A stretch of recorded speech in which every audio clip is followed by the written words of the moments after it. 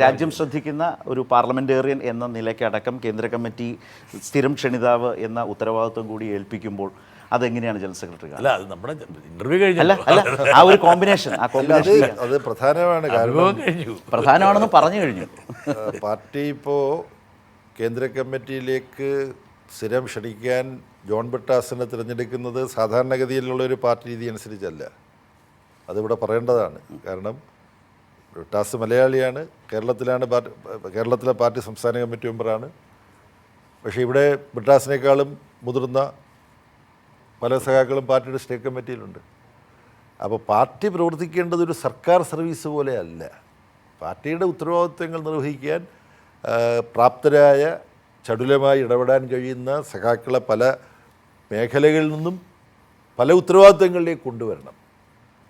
യഥാർത്ഥത്തിൽ അത് വേണ്ട സമയത്ത് വേണ്ട പോലെ പാർട്ടിക്ക് ചെയ്യാൻ കഴിഞ്ഞോ എന്നുള്ള ചോദ്യം പ്രസക്തമാണ്. അതങ്ങനെയൊക്കെ ചെയ്യാൻ മുമ്പ് കുറേ നേരത്തെ പാർട്ടി ശ്രമിച്ചിരുന്നെങ്കിൽ പാർട്ടി ഇന്ന് അഭിമുഖീകരിക്കുന്ന ചില വിഷമതകൾ പാർട്ടിക്ക് മറികടക്കാൻ കഴിയുമായിരുന്നില്ലേ എന്നുള്ള ചോദ്യവും പ്രസക്തമാണ്. അത് ഞാനിപ്പോൾ തുറന്ന് ഉന്നയിക്കുകയാണ്. ഇപ്പോൾ സഖാവ് ബ്രിട്ടാസുണ്ട്,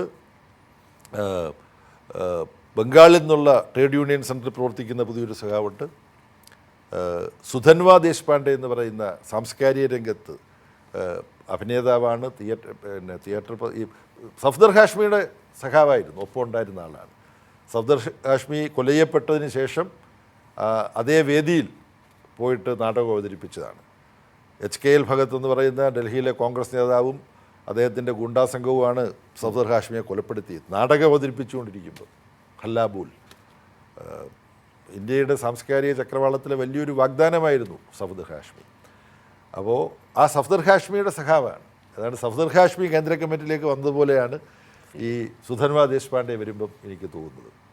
അപ്പോൾ ഇങ്ങനെയുള്ള സഖാക്കൾ അവരെല്ലാം CPIM ഏറ്റെടുക്കേണ്ട പുതിയ ഉത്തരവാദിത്തങ്ങൾ ഏറ്റെടുക്കാൻ പാർട്ടിയെ സഹായിക്കും എന്നുള്ള പ്രതീക്ഷയോട് കൂടിയിട്ടാണ് ഇത്തവണത്തെ പാർട്ടി കോൺഗ്രസ് അങ്ങനെ ധീരമായിട്ടുള്ള, പാർട്ടിയുടെ ഭാവിയെ സംബന്ധിച്ചിടത്തോളം വലിയ പ്രതീക്ഷ പകരുന്ന ഒരു തീരുമാനം കൈക്കൊണ്ടിട്ടുള്ളത്.